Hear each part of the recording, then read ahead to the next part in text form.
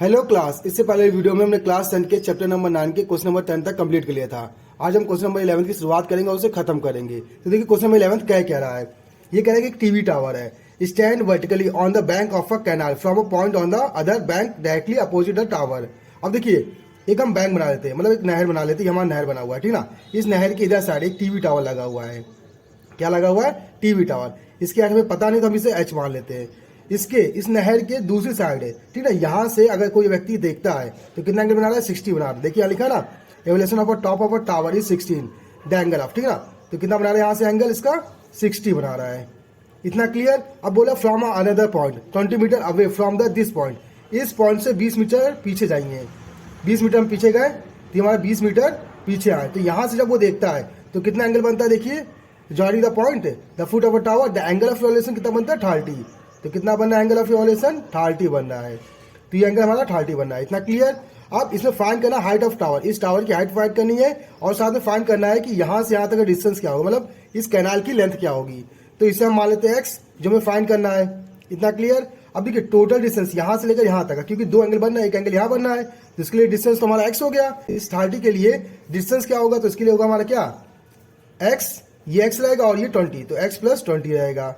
इतना क्लियर। अब देखिए ध्यान से, यहाँ पे आपको ये ट्रायंगल देखने को मिल रहा है और एक ट्रायंगल ये देखने को मिल रहा है। अब इन्हीं दो ट्रायंगल का यूज करके हमें इन्हें सॉल्व करना है। तो देखिए सबसे पहले इस ट्रायंगल में हम देखेंगे कि हमको किसकी परपेंडिकुलर की बात की गई और बेस की बात की गई, लेकिन हाइपोटेनस की बात नहीं की गई है। तो हम यहाँ पे लाएंगे tan थीटा। तो देखिए tan थीटा इक्वल टू क्या होता है? Perpendicular upon base. अब थीटा कितना दिया? 60।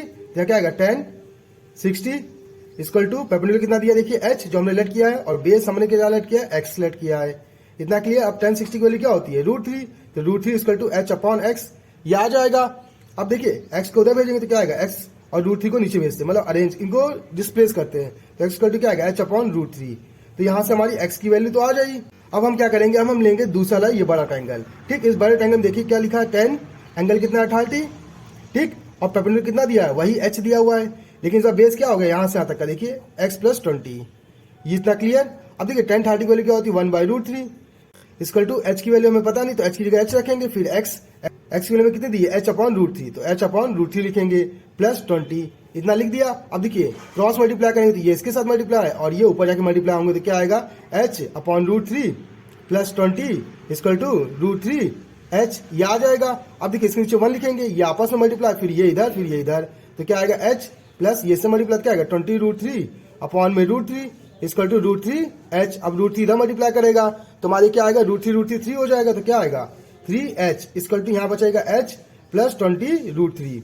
इतना क्लियर। अब देखिए h को उधर भेजेंगे तो क्या आएगा? 3h minus h equal to 20√3। अब 3 में से 1 गया तो कितना बचेगा? 2, तो आएगा हमारा कितना? 2h equal to 20√3। अब 2 से काटेंगे कितना आएगा? 10। तो हाइट कितनी आ जाएगी? 10√3 मीटर।